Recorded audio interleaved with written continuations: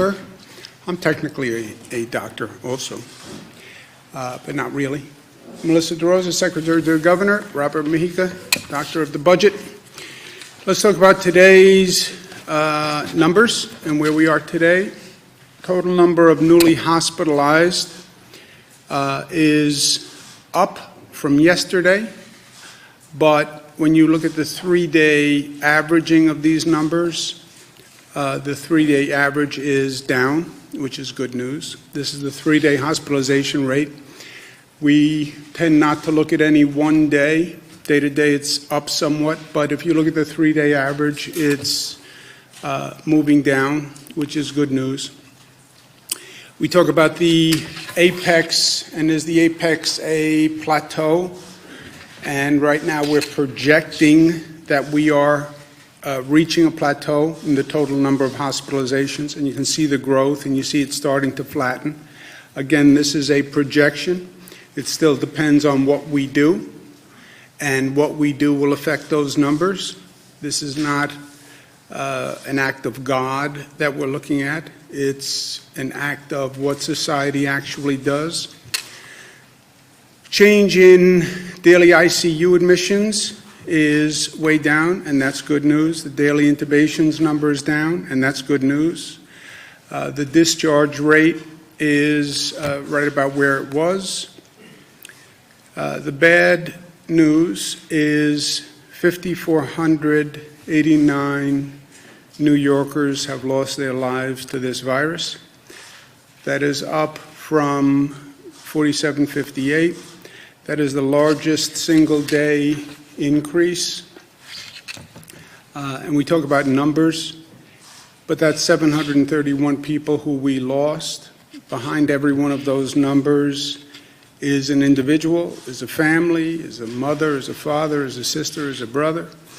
So a lot of pain, again today, for many New Yorkers, and they're in our thoughts and prayers. Many people across this country. Why the discrepancy or the discordancy, number of deaths up, number of hospitalization dropping, the number of deaths, number of losses is a lagging indicator to the number of hospitalizations, right? What happens is a person goes into the hospital. If they're treated, most of them are then released, they're discharged. Some stay, some get put on a ventilator. The longer you are on a ventilator, the less likely that you will ever come off that ventilator. And that's why you're seeing the number of deaths increase, because these are people who came in at the peak. They were not successfully treated. They're on a ventilator. The longer you're on a ventilator, the less likely you come off the ventilator. New York is still the most heavily impacted state in the nation. New Jersey, which is on the curve a little bit behind New York, is suffering. And again, our thoughts and prayers are with them. I spoke to Governor Murphy of New Jersey today, and we talked through the situation and working on joint strategies, but our heart goes out to all of our neighbors in New Jersey, Michigan, California, Louisiana. In terms of how we're operating, how we're managing the situation, as we know, the hospital system basically is a three-legged stool. It relies on number of beds, number of staff, and the equipment. Number of beds, we have started with a system of about 53,000 beds statewide. We're up to about 90,000 available beds, so we have more than enough beds available. Staff has been a problem. Staffing, healthcare staff is getting sick. They're overworked, they're stressed, they're under great emotional stress. You know, think about these healthcare workers. You're working in a hospital, in an emergency room that's overwhelmed. You're worried about your own health. You then go home. You're worried about bringing a virus home if you're infected. At home is under stress, as every home is under stress. About 7,000 new staff have been hired from the pool that we have identified. These are retired healthcare workers who came forward. These are people from across the country who came forward. The state has a pool of potential employees. The hospitals hire from that pool, and they've hired about 7,000 to date. Equipment, that's the protective equipment, ventilators, where we are stretching and moving, but every hospital has what they need to date. And then we balance the patient load among all hospitals, so no hospital, single hospital or system gets overburdened. And that's a daily adjustment which takes tremendous cooperation among all of the healthcare institutions. I thank them very much for what they're doing. And then we have the overload relief, which is the Javits Center, 2,500 beds, and the U.S. Navy Ship Comfort. The U.S. Navy Ship Comfort had 1,000 bed capacity. It was originally for non-COVID patients. What wound up happening was we don't really have non-COVID patients. Closed down society, there's fewer traffic accidents, crime is down. So the original plan, which was the Comfort would take non-COVID cases from the hospitals, didn't really work because the hospitals didn't have non-COVID cases. I called the president yesterday morning, asked him to speak to the Department of Defense to see if they would change it to COVID. The president, to his credit, moved expeditiously, called me back yesterday afternoon, said they would make the Comfort non-COVID. COVID, when they make that transition, the capacity of the ship comes down from 1,000 to 500 beds because COVID patients require a greater treatment area, more space, and therefore the capacity of the ship came down from 1,000 to 500. It's still a tremendous benefit. So between Javits and the Comfort, that's 3,000 beds, which is a welcome overload relief to the hospital system, which is already extraordinarily stressed. But I spoke to General Shaughnessy today, who we spoke through the Comfort and Javits. The Department of Defense has been fantastic, and the number of military personnel they have sent up here and how quickly they've sent up here, and this is a tough assignment to run facilities this large and to come up to speed and to be handling this many COVID patients in a new startup emergency facility. This is a really difficult undertaking, and they've really been fantastic, and I want to thank them all. And I want to thank the President for moving as quickly as he did. We're working on a tri-state cooperative. As I mentioned, I spoke to Governor Murphy from New Jersey. I spoke to Governor Ned Lamont from the state of Connecticut. We coordinated the shutting down, if you will, when we did schools, businesses, et cetera, because this really operates as a tri-state area. A lot of people who live in New Jersey, work in New York, or live in New York, work in New Jersey or Connecticut. So we talk about the tri-state area, which is true, and we try to operate to the best we can as that regional collaboration, and that has been working well for us on schools, on the economy, on healthcare issues. We have to start planning, restarting life. We're not there yet, but this is not a light switch that we can just flick one day and everything goes back to normal. We're going to have to restart that economy. We're going to have to restart a lot of systems that we shut down abruptly, and we need to start to plan for that. And I spoke to the governors, Governor Murphy and Governor Lamont, about coming up with a regional, metropolitan, tri-state approach to do just that. How do we, when we get to that point, which we're not at, but how do we restart our economy and get everything up and running as quickly as possible? My personal opinion is going to come down to how good we are with testing.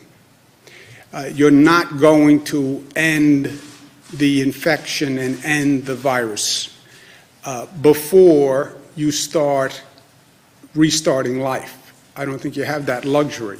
How do you start the economy back up? How do you start getting back to work as quickly as possible? It's going to come down to testing. You're going to have to know who had the virus, who resolved the virus, who never had it, and that's going to be testing. And that is an entirely new field that we're just developing now, right? New York State Department of Health developed an antibody testing regimen that Department of Health has approved for use in New York State. That has to be brought to scale, and the Department of Health is going to be working with the FDA to do just that. This tests the blood to determine whether or not you have the antibodies, which means you had the virus and resolved the virus. That's why you would have the antibodies for the virus. That would mean that you're no longer contagious, and you can't catch the virus because you have the antibodies in your system, which means you can get to work, you can go back to school, you can do whatever you want. But you have to have that testing, and you have to have that testing on a scale, right? You have 19 million people in the state of New York. Just think of how many people you would need to be able to test and test quickly. So the antibody testing is part of that. Also, rapid testing to determine whether or not you have the virus now exists. They have, quote unquote, 15-minute tests that are commercially available. But again, they have to be brought to scale. No private company has the capacity to bring those to scale. So I was speaking with Governor Murphy and Governor Lamont. We are interested in working with private companies that can actually bring this testing capacity to scale, and to scale quickly. Because again, if you have the antibody testing, that's part.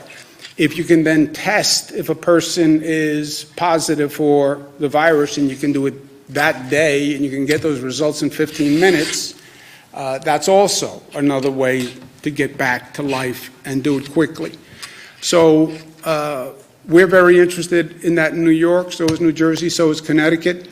There are private companies that have these tests. Again, it's all up to scale. We're starting them in the state of New York, but we only have about a 50,000 person testing capacity, which is nice, but it's not of a scale that's actually going to make a large difference.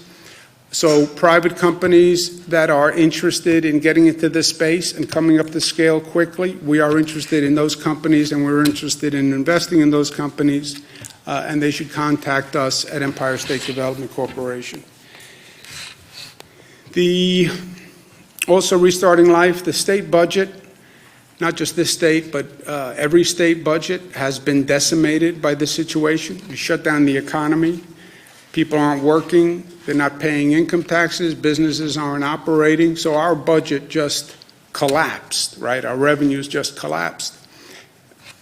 You want to restart the economy, you have to help restart the local governments. And that's going to be a federal act. I don't have the capacity as a governor, no governor does, to generate revenue in a positive way from an economy that's not operating. That is going to be a federal stimulus bill. There's no other way to do this. And it has to be a stimulus bill that actually understands you have state and local governments that have to be brought up to speed and functioning if you want to facilitate this restarting of the economy. Federal government passed some legislation. As I've said at the time, it was woefully inadequate from New York's point of view. We then have had some time to actually study the legislation. It actually gets worse when you read it, and it's not even what was represented to us initially. So I'm sending our congressional delegation a letter today saying the past legislation did good for the nation, I have no doubt, gave aid to a lot of people and places that needed it, but it was not fair to New York, and that has to be remedied in any legislation that goes forward. The last point, I know it's been a frustrating 37 days, but it's only been 37 days on the other hand. I know it feels like a lifetime. It's been so disruptive, so abrupt, so frightening, so disorienting, but it's only been 37 days, right? Everything in context and everything in perspective. I know it's tough to get up every day, and this is like Groundhog Day, living through this bizarre reality that we're in. It's even more difficult, I think, with the weather changing, and you feel the seasons changing, and it's getting nicer, and you start to open a new book of possibilities, and now the weather's getting nice, and I should be getting outdoors, and I should be doing this, and I should be doing this. I get it. But it's only been 37 days. And I started by saying those numbers of cases, that's not arbitrary. What we do affects the number of cases. Our behavior affects the number of cases. We're generating the cases. They're not descending on us from heaven, right? It's our behavior. So it's been 37 days. The 1918 pandemic that we talk about peaked in New York for 6 months. It came through in 3 waves, and it peaked for 6 months. 30,000 people died in New York during that pandemic. Why? They didn't react the way we did. They didn't know as much as we know today. They didn't have the same drug therapies. But we are changing the curve in that virus growth. You see that plateauing. That's because of what we are doing. If we don't do what we are doing, that is a much different curve. And that's what happened in the past. So social distancing is working. Well, you shut down all the businesses. I know. Well, you shut down all the schools. I know. But it is working. That's why you see those numbers coming down. If we were doing the same rate of interaction, those numbers would still be going up. So to the extent we see a flattening or a possible plateau, that's because of what we are doing, and we have to keep doing it. I know it's hard, but we have to keep doing it. And to the extent it takes an effort, remember at this time it is about we, and it is not about me. I know what I would like to be doing. I would like to be going, it's motorcycle weather for me. It's time to get out on the water. It's time to go hiking in the Adirondacks. I get it. It's not about me. It's not about me. What I do will affect other people. It will affect my family. It will affect other people. It will affect people in those emergency rooms who are killing themselves every day to keep other people safe. I get infected, I will affect them. So we all talk about society and community and interconnection and interrelation and family, and life is bigger than us. Now is the time to live that, right? Now is the time to live that. So when you feel that need, I have to do this. It's not about me, it's about we and what's good for all of us. And my health is in your hands. And your health is in my hands. And the health of those healthcare workers and those first responders and all those people who have to show up to work every day to keep society functioning, we are responsible to them also. So to the extent it's hard, I get it. But maybe if we think about it through a different lens, a broader lens, it'll be a little easier. So let's not get complacent. We have to stay disciplined, we have to stay smart, we have to stay safe, and we do that by staying at home, and we will get through this together. Questions? The Pentagon said yesterday that the comfort is meant to treat trauma patients and that they could isolate COVID patients in a small number. I know you said that they're going to be treating a smaller number of patients, but Will the ship be able to care for, even that number of COVID patients safely? I spoke to General Shaughnessy, I spoke to the president, I spoke to the vice president, and I spoke to Northwell, who's helping manage the Comfort. When you transition from non-COVID patients to COVID, the capacity of the ship goes from 1,000 beds down to 500 beds, but it can treat 500 COVID patients adequately and safely, and that's what we're transitioning into operation now. What's the window on the antibody test? Like, if Dr. the Zerbe, you want to speak FDA about the approves it antibody test? tomorrow, how long is it going to take you at any of So we have a test at our Wadsworth lab that we have developed. We're working to scale that up now. Over the course of the next week, we'll be able to figure out how many we could run. We're expecting to be able to scale that up, not just here in the lab, in our lab, but to get other labs to do as well. That's where we'll have to work with the FDA to get that approved. The FDA has already approved some private antibody tests. Is there a way that the state can work with them, or? So I think that antibody tests are you have to look at them. Some antibody tests measure the immunoglobulin G, and others measure the immunoglobulin M and G. The difference is that some suggest that there's a new infection occurring, that's the IgM, and others show that the infection's been around for a while. So it's important to make sure that the tests that we are measuring show that individuals had the infection, they aren't have the infection, and still have the infection. So it's important to make sure it's the correct test. Our test measures the immunoglobulin G, saying that they had the infection and it's resolved. Did you get that? Yeah, neither did I. Sorry, Do that one more time. I got one more time. Thank you. So there's many tests that are out there that companies are making. There's two types of immunoglobulins. There's one that says the infection just is still there and you're starting to mount a response, which happens with any virus.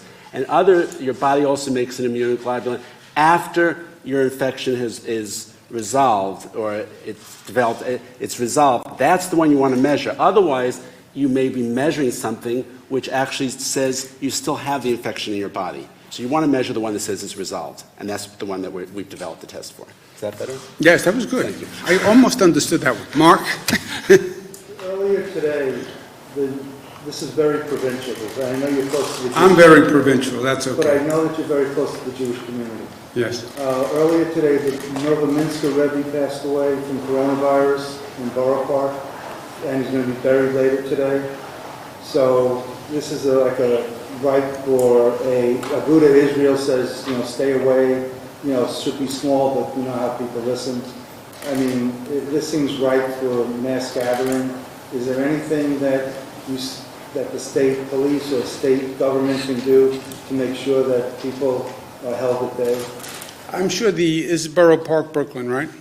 I'm sure the NYPD will be doing what they need to do. I made it clear yesterday that these social distancing regulations are not just pleas, they're regulations. You can be fined for it. We increased the fine to make the point that was serious. I'm sure the NYPD will be enforcing it. But also people have to understand. I understand religious gatherings. I understand the Orthodox community, Jewish Orthodox community. I'm very close to them, and I have been for many, many years, and my family's very close to them. But now is not the time for large religious gatherings. I mean, we paid this price already. We've learned this lesson. That was New Rochelle and Westchester. So please, now is not the time. You do no one a service by making this worse and infecting more people. Joseph? There's been a lot of reports that communities of color have been particularly hit hard by the virus.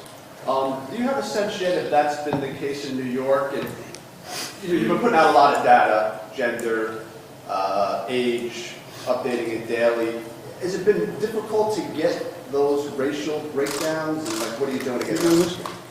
So the hospitals actually don't report the race information directly to the state, so what we end up doing on the back end is calling the coroner's offices around the state after the death has been reported. So there has been a lag. We understand people want that information. We want that information too, and we'll have it this week. Is there any sense, though, Dr. Zucker, that there has been that trend where it has affected communities of color? So one of the challenges is that some of the communities have challenges with their health in general. They're more apt to have some of the challenges with asthma and diabetes. And so anytime anyone who has underlying medical conditions ends up with this virus or any other virus, it puts them more at risk. Do you have any update on the unemployment website? I know Felicity talked yesterday about working with Google. Is there any progress there? There is progress there, and we'll have that new interface up and running by Thursday. And we've actually worked with Verizon. A lot of the problem was the lines were crashing because the volume was so extreme. We've now moved 80% of the incoming calls off of the Verizon system and into call centers, and so you should start to see some easing up on that today. And again, we just ask people to remain patient as we get this resolved. Governor, you promised an executive order on Friday regarding ventilator redistribution, and I believe that executive order was also going to cover other things. That still hasn't appeared. Is there a reason for the delay? No, I'm going to issue an executive order today on everything that I've mentioned, the fines, et cetera, today. What else will that cover? That will cover Everything we've discussed to date. Makers have suggested that that's going to be voluntary now, the quote-unquote taking of ventilators, that the Health Association put out something saying it's going to be a voluntary taking of those. Is that how you... Joseph, it was always, the hospitals tell us what they have, quote-unquote, available, meaning unused, and they're not going to use it in the foreseeable future. So it was always of the equipment that you believe, you hospital believe is available, if the state lent 20% of the available units, as you define available, that would be 500.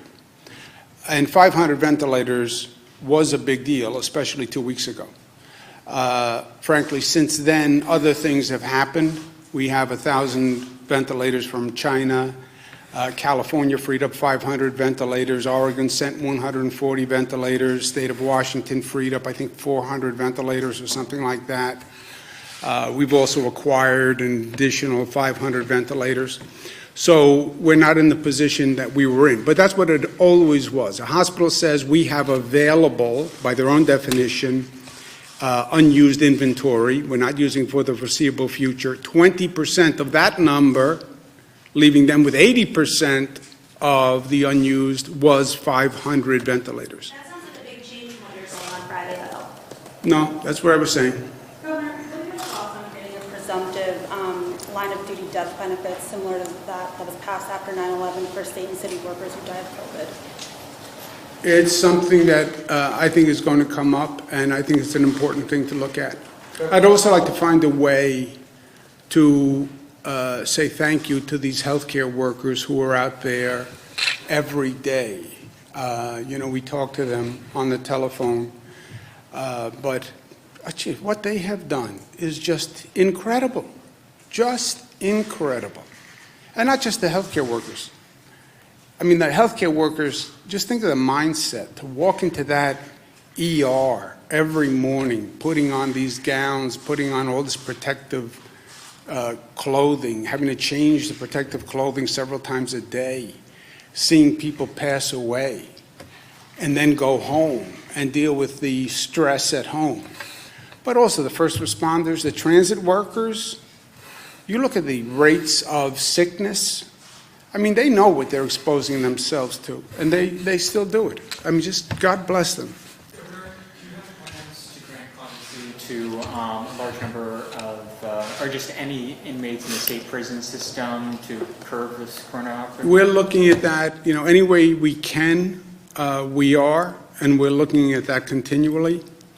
I don't think there's anything new on that right now, but it's something we're exploring all the time. Is there any specific plans that you're considering or any specific models? We've done a number, but nothing right now. Are there any new? We've done about 700 parole violators statewide. Those are people who were deemed to be low risk to public safety and also high risk to COVID. And so we have done that so far, and we're continuing to evaluate it on an ongoing basis. I think the promise was about 400 people to come out of Rikers. So far, that's been about 130 people have been released. Is there a reason for I think the we've done lag? about 240 out of Rikers so far of the 700 statewide, but we can get you the exact number, That's a Jesse. fresh figure. And Governor, on a more kind of psychological, philosophical issue, 730 people died.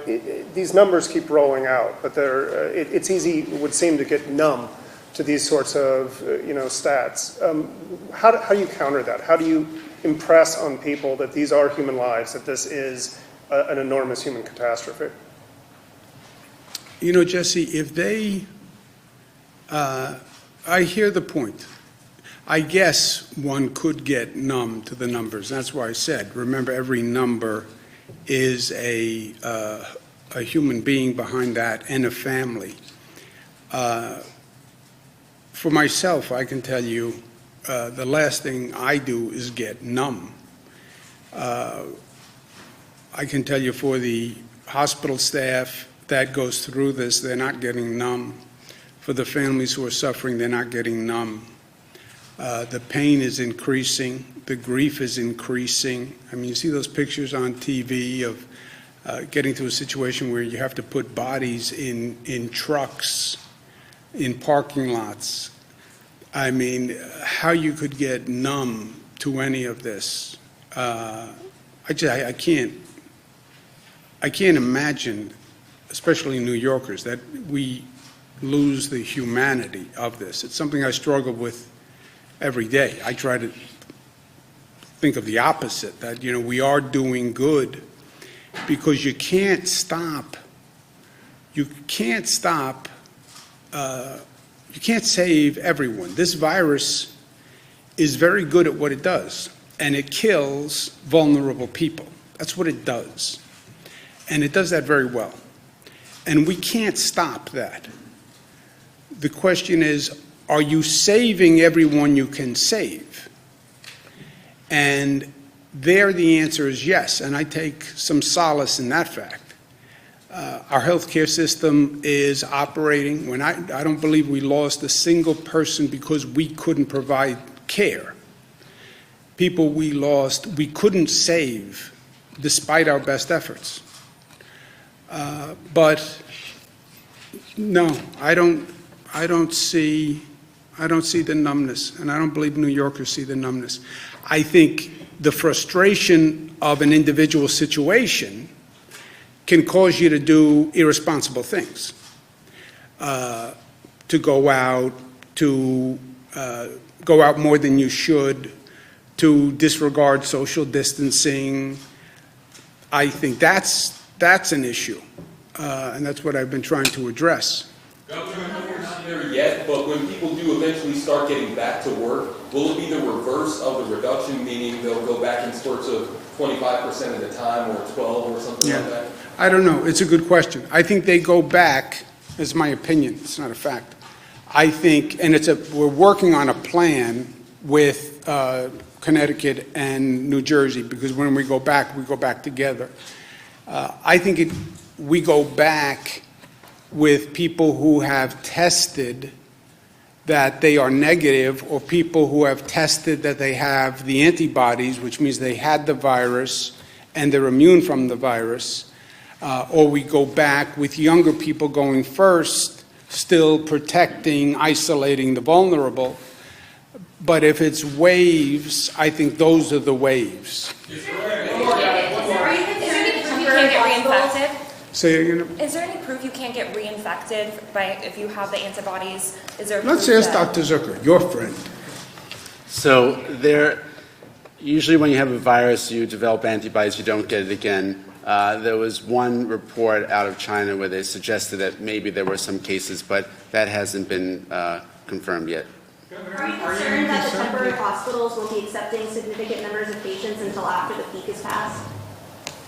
A larger number of what, I'm sorry? Are you concerned that the temporary hospitals won't be accepting significant numbers of patients until after the peak is passed? A significant number of patients? Mm-hmm. No, they're ramping up now.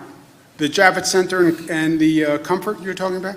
Yes. The Javits and Comfort, well, there's two separate situations. when I say we have about 90,000 bed capacity, we brought online additional beds, right? Two ways. Number one, every hospital had to increase capacity by 50% with a goal of 100%. Every hospital has increased capacity 50%. That's why you see hospital beds in conference rooms and lobbies, et cetera. Second, we built temporary emergency facilities, primarily around downstate New York. They may or may not be used depending on whether or not we need the beds. The Javits and the Comfort we are using, and they're ramping up now. I'm going to speak to the hospitals. Thank you.